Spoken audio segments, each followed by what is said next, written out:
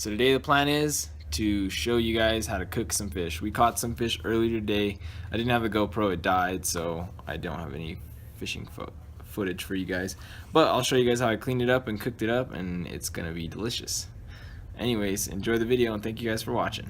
Okay, so I'm gonna show you guys today how to fillet a rainbow trout. This is a nice one, so I decided to use this one because it'll be a little easier to fillet. But so you want a cutting board, you want a good fillet knife. I have a Rapala.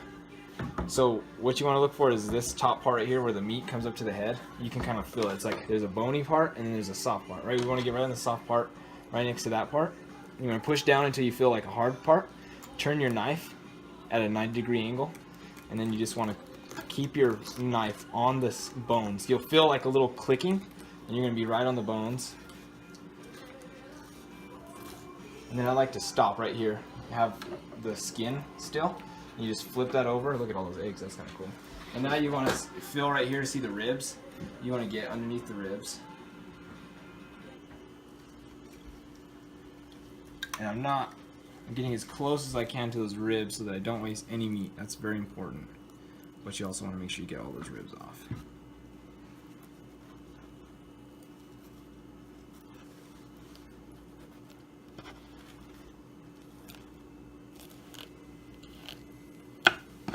Ribs are gone. Now I'm going to get right here, and I'm going to stick my knife and get right to the skin. I like to pull it like right to the edge of the wood. That helps a lot. And I'm just going to slide it with kind of like have the knife at a downward angle. So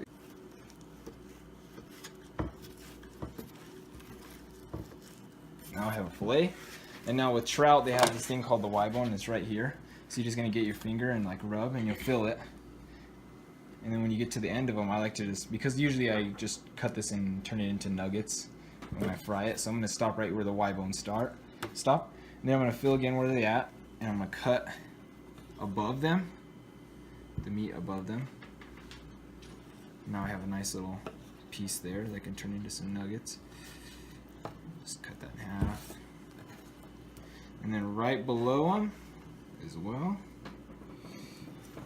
Now that's ready for cooking. And there you go, you got meat with no bones in it off of a rainbow trout. Okay, now that you're done filleting the fish, get all the nuggets and the meat and you throw them in some buttermilk and let them soak overnight, and then they're ready for the next day when you cook them. And all the dirt, and milk and dirt off of your fish before you get ready to cook them. That's good.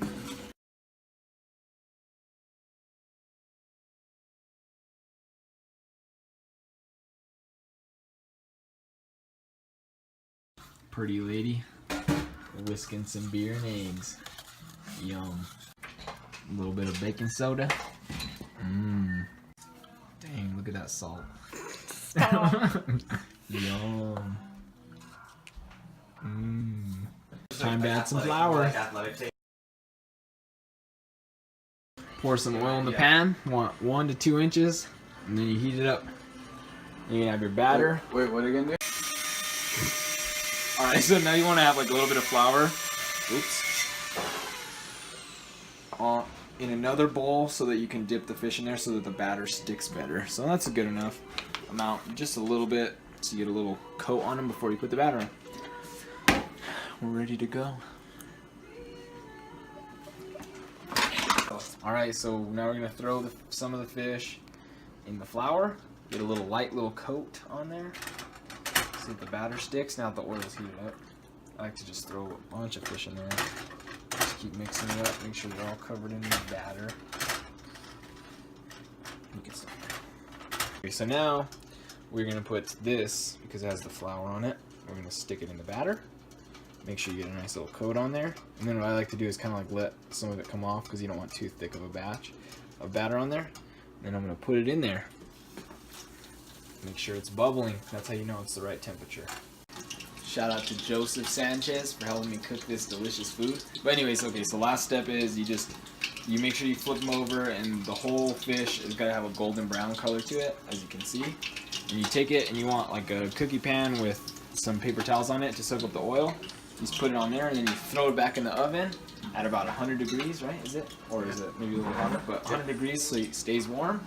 So when you're ready to eat it, it's nice and ready and delicious. Thanks for watching the video. Click the button up top to subscribe, and you guys have a good one.